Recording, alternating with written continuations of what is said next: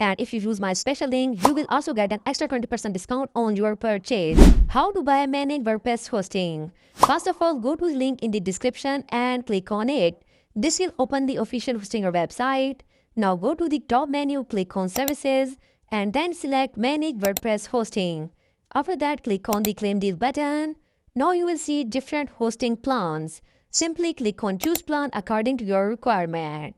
At the top, select your duration. I recommend at least 12 months, but if you want the maximum discount, go for 48 months. Now scroll down to the View Domain section. Search for your unique domain name here. If it's available, you will get it free for 1 year. Just select it. If the domain duration is set to 2 years, change it to 1 year so it shows as free. And if you use my special link, you will also get an extra 20% discount on your purchase. After that, click on Continue, create your account, add your basic details, and complete the payment. And you will be redirected to your Hostinger dashboard.